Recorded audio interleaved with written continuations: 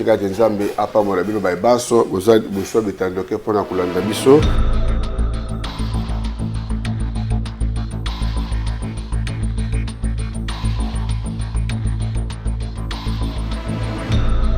Mbote Bandeko Balandia Congo Web Télévision, merci pour la confiance au besoin de matin qu'on renouveler toujours dans modeste personne Bisso dans le cadre il y a émission Tokanisamboka tribune d'analyse P décryptage sur l'actualité tout le barango Tokanisamboka ezali espace topé arène au PC baimboka opportunité ya koleka pona kolobela pour à travers l'analyse, à travers la dénonciation, mais également la suggestion tout ça pour que Mboka Nabiso et Babongo Kokende Libo Soto abordent un sujet divers et ils abongo mambo itali politique, mambo itali société, mambo itali culture et Mboka Nabiso to lobango à travers émission o yambo été na kota na ba thématique du jour to babongo ko pesa mbote na mwana Mboka Patrice Boto wazabongo initiateur et concepteur ya émission to kanisa Mboka bipai oapi azuli bako ya kolanda biso pesi mbote mingi mais également na bato o balimbakate ko soutenir biso tout le jour à travers ba conseil sur tous les plans soutien na bango ezalaka bongo le bienvenu to moni bongo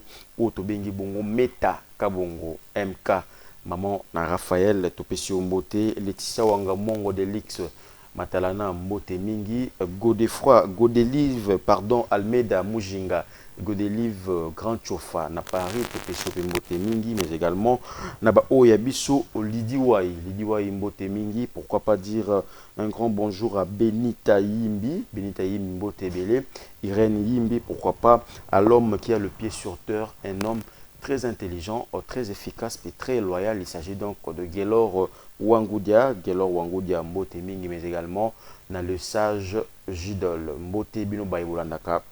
Émission Tokani Samboka. Depuis un certain temps à Kinshasa, vous avez constaté que l'hôtel de ville de Kinshasa, qui est la capitale de la République démocratique du Congo, est lancé où ils ont opération de démolition de constructions anarchiques le long des coins d'eau, le coin des artères, fleuves, en prise publique.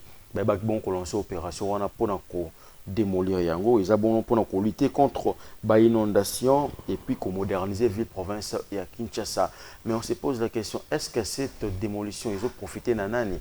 Parce que bato belé ba démolir bango mais basomba ki bibanda kuwana to be espace wana batongi car pas à l'état congolais.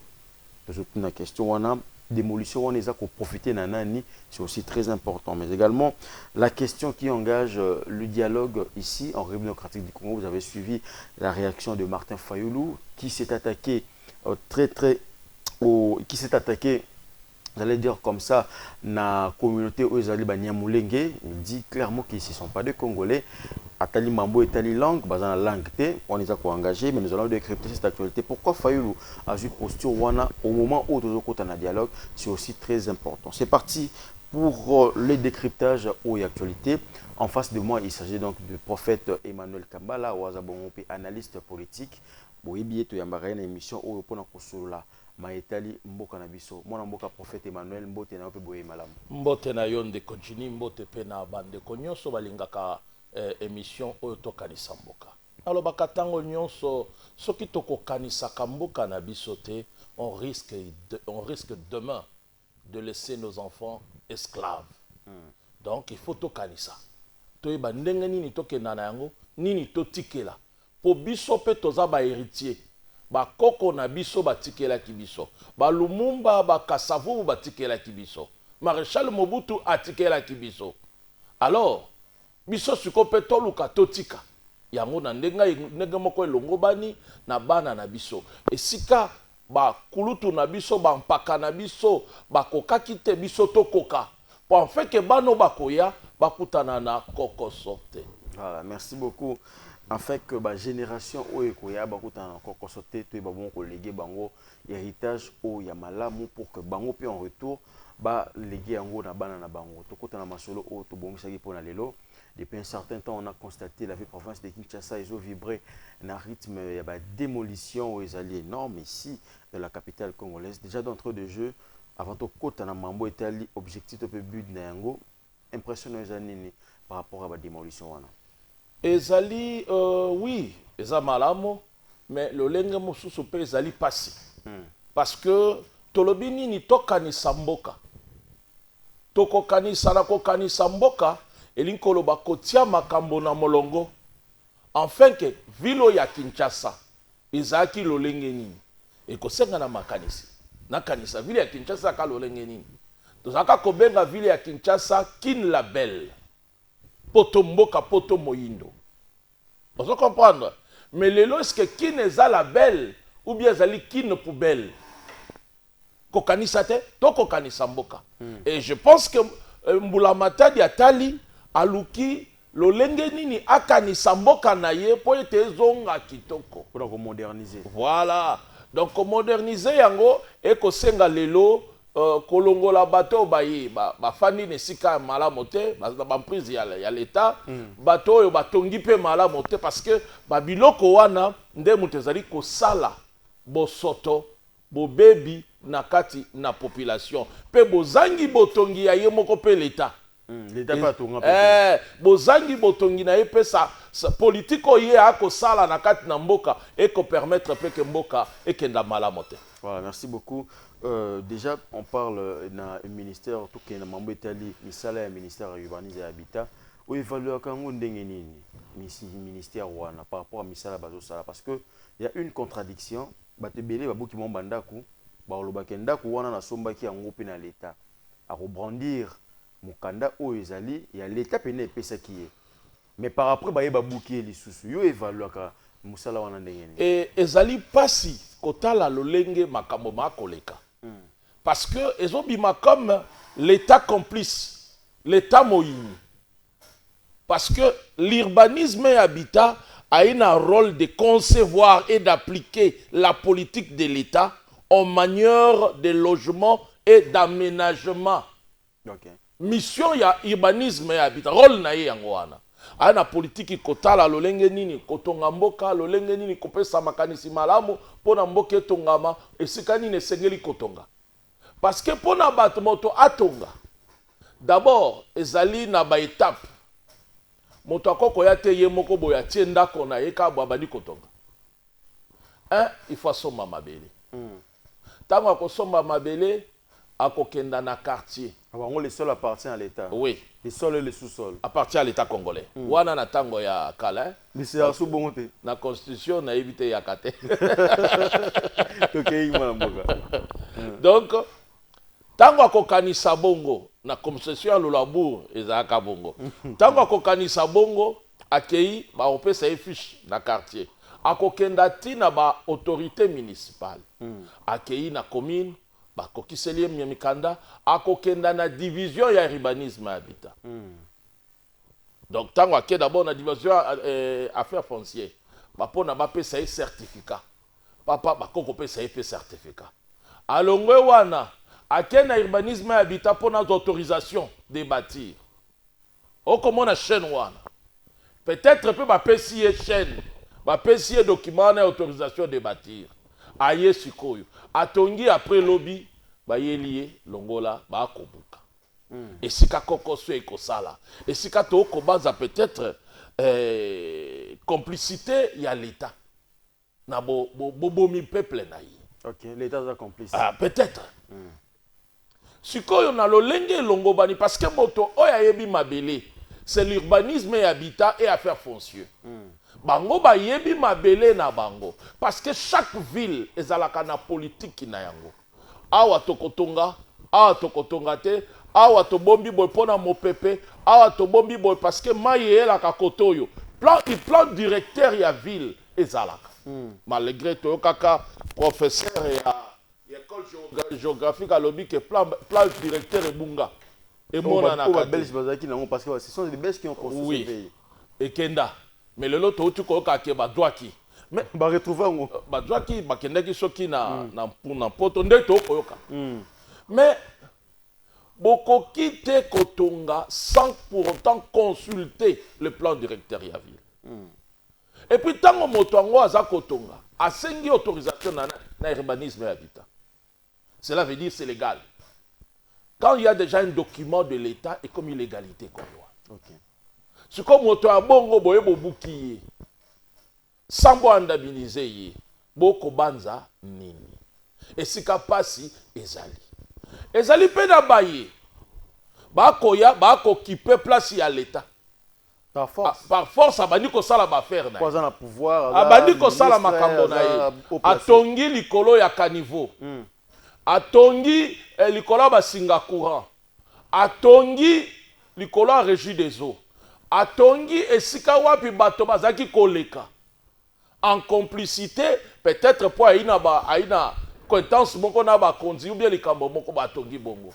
Lolenge wana pe eza koboma mboka. Nyonso wana nde eza komema lelo tomona oto komona ba démolition na ba construction anarchique. Politique nini oyo peut-être en tant que Congolais, en tant que Kinois, parce qu'on voit une ville province à Kinshasa, oyo ozolo bake nde bazo sala bien te, il fallait basala boy parce que normalement lorsque quelqu'un construit dans l'emprise il y a l'État à Tonginda il y a 4 niveaux. Ne me dites pas que ndako wana ezaki bateau magique, il y a eu des efforts où esalami pour que ndako wana tongama. Mais lorsque vous démolir et que vous indemniser été, ozomona na que place on a payé l'État azali na problème tout pe baza juste été na sentence na bango. Oui. Il y a seulement faut qu'on démolir parce que les emprises publiques peut-être et koki kosunga population publique mobimba. Oui. L'État monique non esika oyo. Eza esika na ngai. Mais moto atongaki mabe. Mais moto angaza ko brandir des documents. Ce qu'on se pose des questions. Nani azali mobiebi mabele malamo?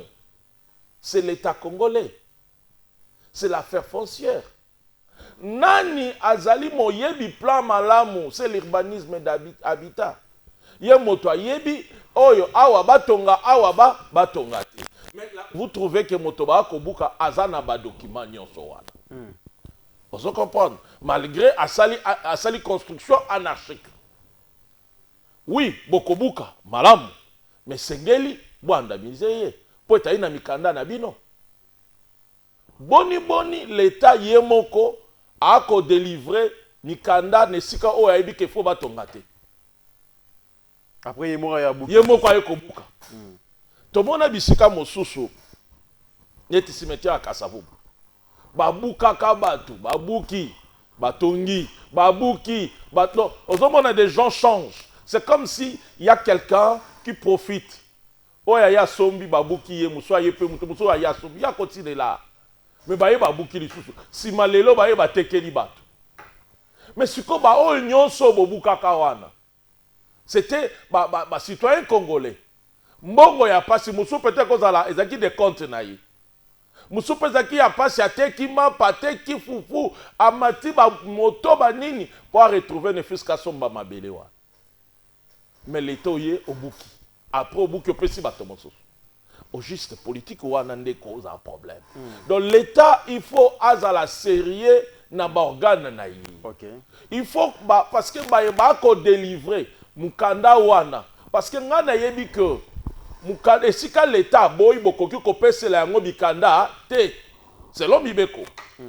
Pour l'État nde mutu azali na plan directeur ya ville oyo. Ye mutu ayebi ke siko batongaka. Pe yende mutu akoko exproprier esika. Afanya lebite siko oyo na moni pona bien public pona na tsala ngonzela na kolongola bato. Exemple le loto moni balancer ba travaux na Kankokolo. OK. C'est l'État mutu exproprié. Et ça quand ya l'État ya yemoko. Comme pas koko sala yango nde tozoko mona bato na ba cadre. État akopesa bato moso mbongo. Parce que ezesika na bango.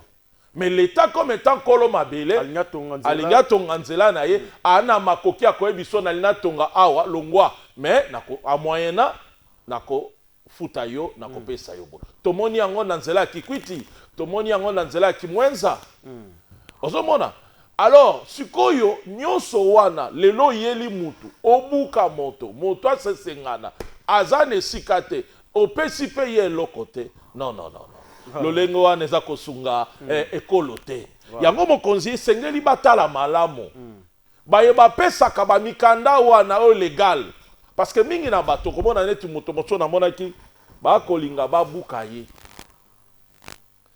or ndako na ye c'est depuis 50 bazana azana ndako wana avant même indépendance musu azoyebisa yo ndako na ye o bolimbo buka au profit ya SNEL. Mais SNEL nde mutu ayaka kuti ye wana. sikoyo nani azali kolo mabele wana parce que SNEL ayi akuti ye ayi atie bapilone na ye mais yo lingi obuka moto wana au profit ya SNEL soko lingi obuka moto wana fo boandamize ye fo bofuta ye po bolongola ye akende bopesa ye ndako mosusu mais no bokobuka ye kaka bongo ozomona l'état azalaka juste aluka sala mibeko mpona mboka ekenda liboso. Voilà, merci beaucoup. Je rappelle que nous avons reçu le prophète Emmanuel Kambala, analyste politique. Et ça, la démolition. Mon frère Jini Limbisa Mamoke. Et ça, le bateau. Batongi Likolona, exemple bateau à Capella. Oui, il y a une question parce que tout le monde qui s'aimait nous et les qui ba démolition bandisco au côté na ba benga ba couloir hein, ba couloir au bar et belé, j'ai vu à Capella aujourd'hui lorsque vous passez presque en désert, ils ont vraiment aplani. Réaction de les années après la démolition, côté bar et belé. La démolition c'est bien. Peut-être pour la kotika, en prise il y a l'état. Ba caniveau ezali et puis parce que ba place normalement il a parking. Oui. Place bâtir bar na ba parking mito à parquer. Mais ce n'est pas la première fois démolition en Salama. Ça s'est fait avec Kimbuta. Ça s'est fait avec Gentilly. Vous comprenez? Mais au juste, et après, Kobuka, quelle est la politique au besoin qu'on applique Nesikawa? Vous comprenez? Et ça, malamu, Kobuka, Obobuka, Baneti, Bakapela, Kimbuta, place publique, en prise à l'État, et qu'on servir biso na makambo ebele. Parce que lorsque bazotonga ville, il faut prévoir place de récréation, il faut prévoir stade sika bato bakoko sakana, il faut prévoir sika bato bakoko le kamo pepe. Et zanga kate, il faut prévoir sika ya wenze. Mais le soko moni ezana ba commune musuma zana sika wenze te. Ouais, bah beaucoup ba wenze belé, j'ai vu le marché, d'ailleurs le marché Ezo aussi dans la commune ya Kalamu, ba obuka ngo etikala ka wenze o ya Kapela. Lelo okomona que ezana ba quartier belé, ezana ba mewensete, ezana sika récréation te. Mais est-ce que na tango na kala, soki to kanisi kon Kinshasa, ezanga ka bisika ya kokenda kopema récréation? Ezalaka. Ozo comprendre? Tokoka koya na wile rue na bofandi na bino. Ozo comprendre?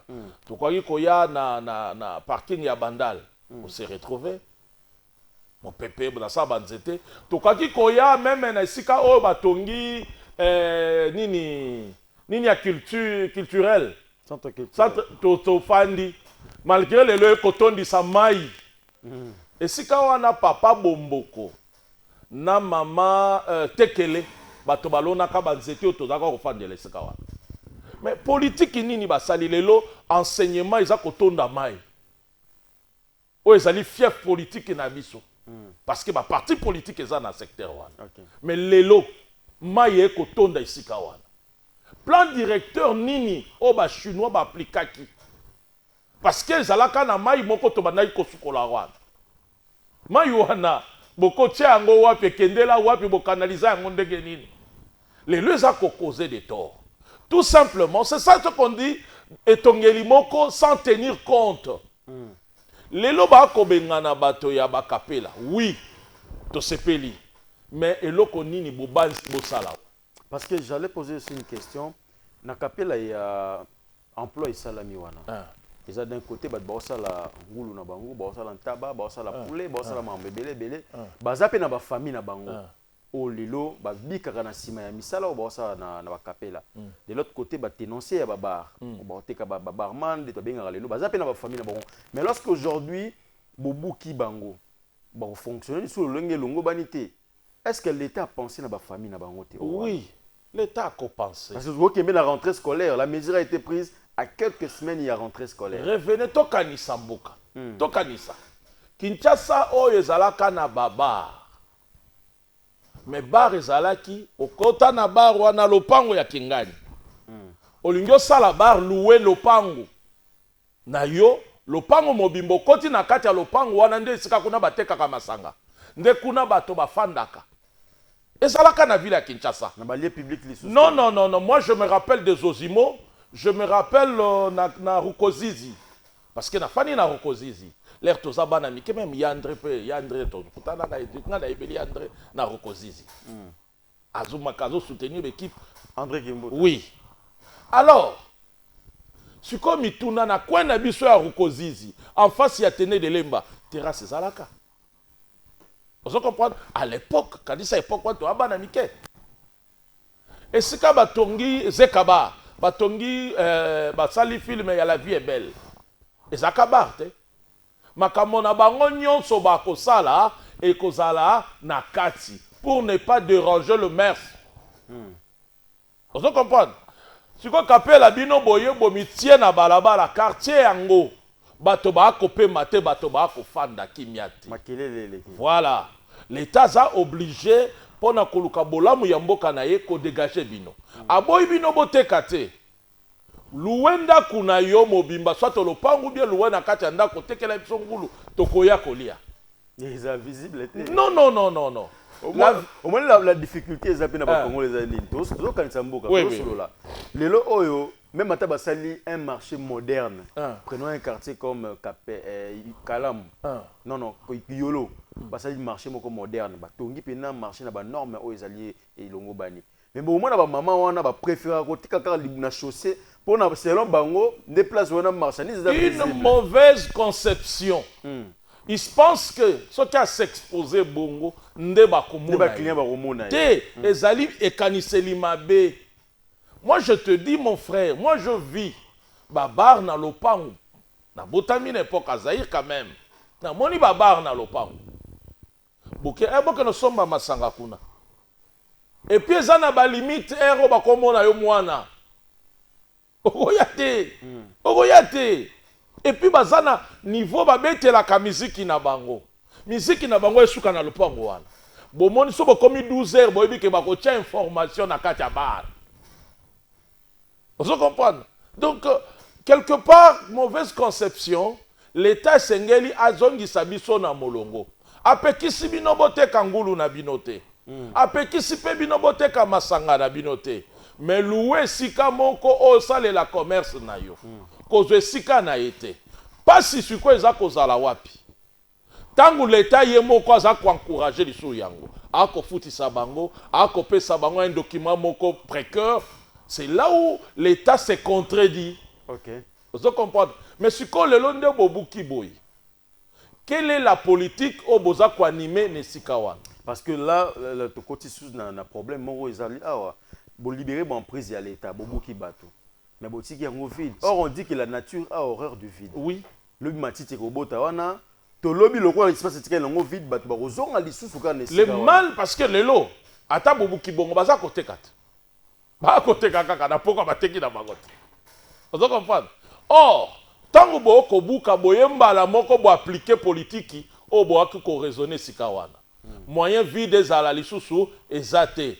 Moyen bato bazonga lisusu na bozoba et kozalate. Mais quand vous détruisez botiki yango vide, c'est comme si vous ramenez encore du salité dans la ville de Kinshasa. Okay. Parce qu'il y a vide. La nature aussi est comme matiti fait salité. La nature a oui, c'est ce qui comme exemple babuka ki na sima ya moke. Tout le monde qui poubelle comme ici kawana. Voilà, décharge comme oui. Mais ce qui bozu bo sali ngata parking. Vous comprenez? Les lots na ville à Kinshasa nous avons un problème de parking. Malgré ba futi sakabato moto mbongo, ba ko sakabango ba sala la bon parking. La parking. Oui, toko kolo ba za bo solo te parce que ba lo ba mbongo wane ko servir na ba parking. Et même biso ba toto ko mata moto, toko mata mutuka, to yebite parking na bango ezalaki wa. Et le loko kuta bato moto na nzela. Bobengani bango, oui, mais bocheli bango parking ni. À part chambre nini, hangar moko bachaka na bandal. Vous savez un peu biloko bongo. C'est une très mauvaise politique. Bobuki, boye botongi mbala moko eloko malam. OK. Botongi eloko malam bobinon comme exemple parking ekomi awa. Boche badal, bobungisi, bato babandi ko occuper yango. Voilà. Et eza bénéfique pour l'État parce que un a percevoir taxe naie facilement et puis a koyeba qui azokoma na pa parking naie. Voilà. Les lotos a même les sika ya kopema lisusu te ya malili. En dehors ya ndako na yo. Mais or batongaka, faut park moko ezala. Les lotos na bisika ba park te. Mais n'attends pas les alaka. D'après ce exemple, il y a place où on a au Batongi centre culturel. Et ça qui part. D'après ce exemple, au Batongi na quartier 1, Zingi yango, et ça qui part. Donc, parc est important. Yango nazo ba urbanisme et habitat. Bazana misala mingi ya osala. Bozana mingi pe boko sala nini. OK. Et la deuxième chose ba cause il faut batala. Muto a délivré qui ba document légal na bato wana. Bato ya bongo bokoki ko buka bango kaka bongo te. Parce que ils ont investi, ils sont en ordre avec l'État. Ce que on dit que l'État tu veux récupérer ta place pour na bien moko public mais futa moto wana azo esika mosusu ya kofanda. Et non kotia na kokoso. Parce qu'il y a des gens bato akufaka à cause ya biloko ya bongo. Voilà, merci beaucoup, prophète Emmanuel Kambala Nabanza Sijoana. Et puis les lots bateaux, prenez un exemple, erreur monsieur Zanine. Le pango est côté comme ma belé na chef coutumier. Mais il fallait pas créer l'eau comme commission moko.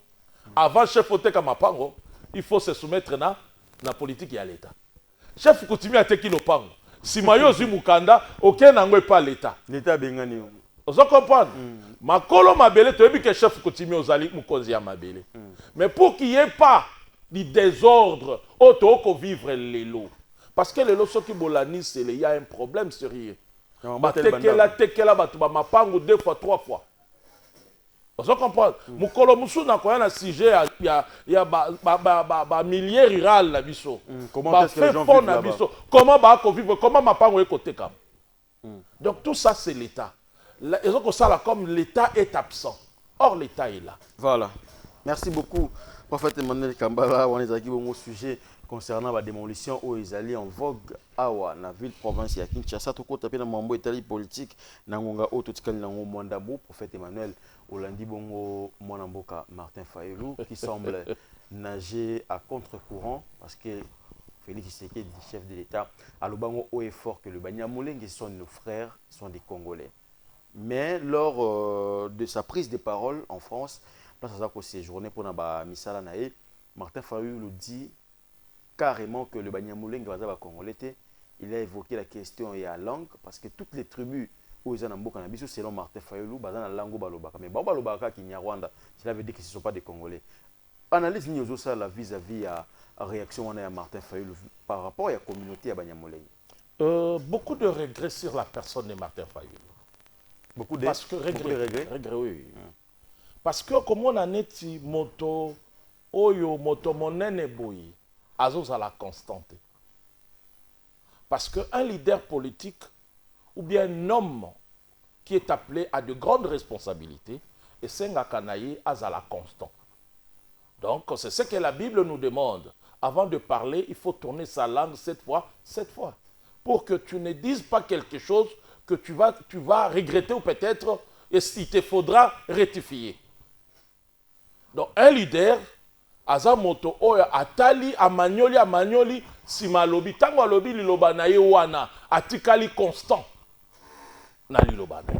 Exemple to komona papa Etienne Tshisekedi. Azaki soki alobi likambo moko. Aloba mingi ta koloba moko akitina mir na ya koti na ndako. Et puis likambo wana ta boboyi yango suka bomona likambo alobaki wana ezalaki poko. Mais je remarque, na ebite na ko remarquer, c'est comme si Martin Fayulu n'est pas constant. OK. Martin Fayulu yemoko wana alobaka tu sais que le problème c'est à casser mariage naïe na Kabila. Martin Fayulu a pu parler beaucoup de choses. Ça a donné beaucoup de émissions, et puis par-ci par-là. Par rapport à FCC Cash. Par FCC Cash. Mais le jour où Tshisekedi accepte de briser le mariage avec FCC Cash, avec Kabila, Martin Fayulu se retrouve dans le mariage na Kabila na Kisangani. On se pose des questions. Mais Moutonga za lolenge nini? Lelo, il dit en Europe que il faut tolimbisa Kabila. Toibingsa e aya. Mais au juste, je ne refuse pas. Banani, est-ce que biso to mandaté yo, to pesio ba pardon na biso, ok, no pesa Kabila? Non, mais par rapport à grief, parce qu'on parle aujourd'hui d'un dialogue inclusif, ozomona te que inclusivité ezosenga moto nyonso azala na baoyo basali mabe par rapport à la justice congolaise ndenge ekondana bango. On ne refuse pas, on parle de Kabila, on parle de Bissimo, on parle de Nanga. Ouais. On doit comprendre. Lelo yo lobi Nanga, tolimbisa Nanga, tolimbisa bango baya. Au juste, est-ce que maintenant, baye oyo Nanga babomi, baye oyo basibir batrocité pour Nanga. Nanga nous a dit que c'est lui qui a pris le Goma. Et la prise ya Goma, ça nous a coûté au moins 10 000 personnes au Bakoufi. Okay. Est-ce qu'on sait peut-être qu'est-ce que ces gens-là devraient être, qu'est-ce qu'ils pouvaient donner au Congo? De éviter. Et les Congolais ont vu d'atrocités na Batouana. Bazozwa mama bache wana, ba violé, ba ebisi mwana na mobile, violé. Et puis balongwe kuna bazuyo mwana na mama mwana na tata basangisi bino ben c'est une famille. Et maintenant tu viens tu nous dis que pour te fendre sur la table il faut appeler ces gens-là. Vous croyez maintenant que bateau basibi batrocité wana ils seront d'accord? Est-ce que c'est chercher la paix? En même temps tu yebi que bango bazali ba sujet ya Kagame. Kagame a un objectif naïe. Il a bien dit, nga naza ko réclamer mabele. Autour et les autres, ils ont mabele nanga, ba mabele na biso. Ce qui n'est pas vrai. Donc est-ce que Tamutoko Benga nanga, qui a été utilisé par Kagame, qui est utilisé par Kagame, est-ce que akoye la biso, kolobe la biso a motema na ye, ou akoye la biso, kolobe la biso sur Kagame? Je vous donne nous relancer par rapport à Mambo Lobby à Paul Kagame, Ningaza pour réclamer la terre. Mais aujourd'hui, prenons cette question où ils sont beaucoup plus sensibles. Yabania Moulenge. Pourquoi ceux qui basent les Congolais, Barouvanda Kakana et Sika Obanza Barwazalaka? Na moi il y a Moulenge, c'est la place où on Bavandaka. Mais si tu es Congolais, tu peux aller aussi à Matadi t'installer. Et ça aller à Kenya t'installer. Et ça narratif Oyewuti na Rwanda.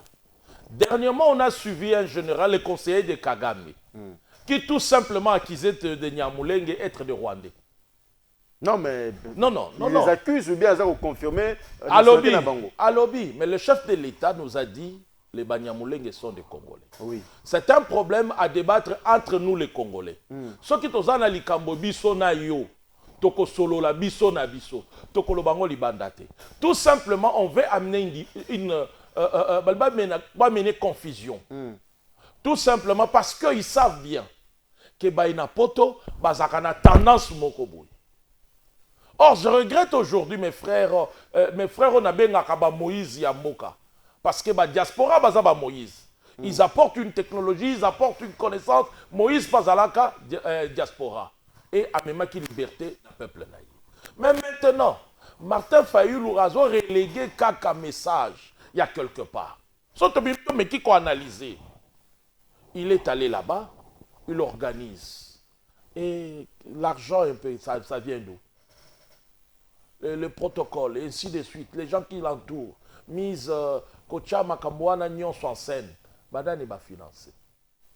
Vous verrez tout simplement qu'il y a une main. Mais pourquoi vous voyez toujours le Rwanda derrière? Non, parce que nous voyons discours. Discours à lobby conseiller à Kagame Outaki Koloba yango et Yepe a relégué yango. Alors arrêtez en ce Koloba nini. Parce qu'un homme politique, un leader politique, Oyazako Luka, Mbokola Mamboka naye, c'est un patriote d'abord. Il faut la kisa bolingwa mboka, ala kisa oyekoki kotonga mboka. Nous parlons d'un génocoste. Est-ce qu'on a vu Martin Fayulu parler de ça? Est-ce qu'on a vu Martin Fayulu aller signer ces Génocoste? Parce qu'on a tué beaucoup. Oui, mais il y a des décennies. Le même 2 août, on peut voir commémoration à Bango, ils ont commémoré comme tout Congolais. Mais la chose qu'on peut parler dans le moment où c'est ça et l'autre Génocoste. Mais est-ce qu'aujourd'hui les Banyamulenge constituent une menace pour l'intégrité territoriale et au quartier du Congo? Mon frère, quand on parle de dialogue, dialogue, non? Ouais. Dialogue, c'est un Congolais, non? Il y a d'autres sujets auxquels il faut tout le bélango entre bisous. Sujet pour ce César qui exposé l'Ibandate. Parce que ceux qui ont prise dans le sujet ou en Libanda, l'opinion internationale, azana lolenge n'a pas à kobanza. Au comment n'a jamais un opposant français a critiqué France dans Libanda Mboka. Il parlera de bien et de la force de France, il parlera bien de le bien de l'Amérique. Mais s'il a l'intérieur, il va parler. Mais pourquoi lui, il a voulu seulement parler de ce sujet à l'extérieur? La même sujet que le conseiller de Kagame venait de parler. Donc tout simplement, on veut dire, message va pesi bango mikolo yo. Bango oyo bazalaka pona ba C64 hein. Oui. Bango ba travailler avec Kabila, bango oyo ba travailler na bananga.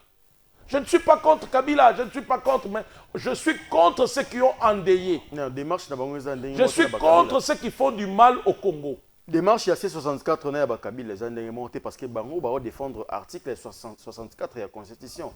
Mais de l'autre côté, ils ont libération, ils ont Tshisekedi, il faut l'ongwa à tout prix. Mais ils sont ensemble. Non, mais... Non, ils sont ensemble. Ils sont ensemble. Parce que Martin Fayol a sengi Kabila a un dialogue na Corneille Nanga. Est-ce que Kosenga Bazala, Kolimbi Sama, vous comprenez? Et c'est grave. Tant que yoza kokende koluka, kotendre loboko na mutu oyo endeuillé ba Congolais. Mon frère, totali bisona bino tomona comment le peuple, nos frères sont violés, sont maltraités.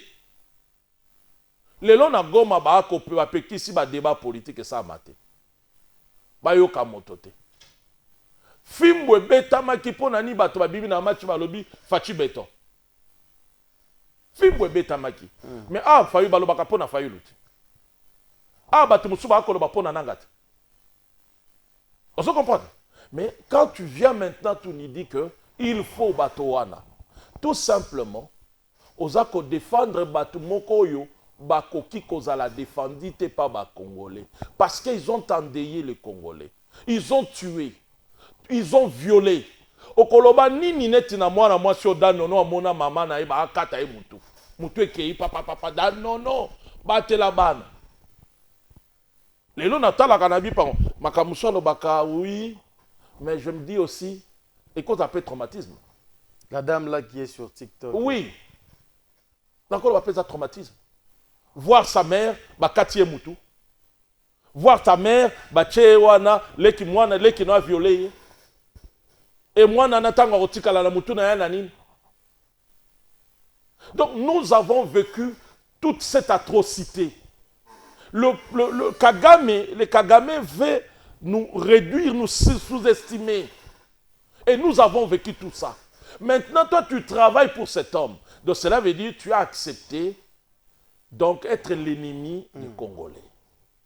Il y a un homme peut-être dans la position ils ne doivent pas venir. Parce qu'on veut parler du Congo. Est-ce que s'il vient ici, s'il vient, est-ce que guerre aussi là? Parce que Baza va travailler à Moutou. Moutou engagé qui a un objectif. C'est ce qui m'étonne. Un homme politique, un grand, il faut à la constant. De ce que tu dis. Les Banyamulenge, que ce soit des Congolais, que ce ne soit pas des Congolais, c'est un problème interne. Qu'on doit régler entre Congolais. On doit régler entre nous les Congolais. Parce que tu oublies aussi, Baza ou Babotami, Baza ou Babayaka. Oui. C'est un sujet, je ne refuse pas, mais c'est un sujet interne auquel Bisso na Bisso va Congolais. Mais qu'est-ce qui a permis, qu'est-ce qui a fait au Lobelango Libanda? C'est parce que tu es manipulé, ou bien on a utilisé. Peut-être je peux dire ça, on a utilisé quelque part. Vous comprenez? On a utilisé quelque part, amène ce message, le message du moment c'est ça. Allez, bobo attaquer Banyamulenge, pour votre confusion. Vous comprenez? Et lorsque tu tournes, mais banani, babeti, mais c'est toi qui a conseillé à Kagame. Le lot qui a pas nayo. Donc tu comprends que peut-être madame Mbroyo a coopéré kuna. Ba mise en place union sur ekozala bango. Bande konanga naza ko senga na bande konanga diaspora. Ko fungola misu. Tozali sous tamba Berné bisoté. tozana temps to la muka to tonga mboka na biso. To éviter distraction. L'opinion internationale azan écoute yayi, azan analyse yayi. Biso na biso pe, tozana lolenge na biso. So tolingi to sa likambo to ko sala ngo biso moko. So ki to bandi ko kende nango poto profiter na munguna. Parce que Rwanda lobi bango, baza yayi. Ce que tant yo gangi kuna, baza yayi, mais un homme politique, ya biso a monene. Ozo c'est la biso tsani, biso to tomboka to ba biba. Est-ce que quel sera maintenant le regard ou l'analyse de l'opinion internationale? OK. Donc ça bénéfique pour Nathan. Voilà, merci beaucoup prophète Emmanuel Kambala, nous banza tokomi na suka ya émission. Qu'est-ce qu'on peut retenir par rapport à cet entretien? Et tout ça, je demande seulement à respecter les territoriales. OK. Parce que les lois qui ba chef de riz, ba chef ya quartier, baza respecter na misala na bango. Ba tongela mususu na bibuka buka e kozala te. L'État kokoya kobuka te aza ko apprendre l'histoire réelle. Ya quartier wana sur le terrain. C'est grave. Avant l'État aya kobuka akoya na vérité na yi que quartier oyo ezalaka boy to longola nde oyo e BBC oyo ezui en prise publique. Mais ce qui l'État azakoya na kobuka kaka na lolenge na ye, on risque peut-être toloba exemple. Oh, est-ce que ba expatrié ba na simate? Poto mona lelo na mboka oyo ba expatrié ba grimacer ba na mboka ba bengani bango parce que bango ba ya na mbongo ba tongi esika wana. Donc c'est ce que nous ne voulons pas. Nous voulons bobuki boche politique au boza na ngombala moko. Bolobi eza parking, boche politique ya parking mbala moko. Botongi kotonga parking, ce n'est pas grave. Botikango espace vide. Botikango vide te. Ce qui même ata bokoki ko sala ba parking automona ka ba mboka mususu en étage. Ba parking moderne. Moderne, mais bokoki nanu ko aménager politique moko bopona bazonga lisusu te. Voilà. Na bizaleli wana. Yani ko sala malamu po na biso. Merci beaucoup prophète Emmanuel Kambala pour l'éclairage au YOPC par rapport à la démolition, mais également la question aux engager dialogue puis la réaction à la politique. Donc merci également à la grande équipe technique qui a accompagné Kibiso Raciste Lubanzulu na ba nyonso Papa Igo Mbote Mingi. Avec le même plaisir. Au revoir.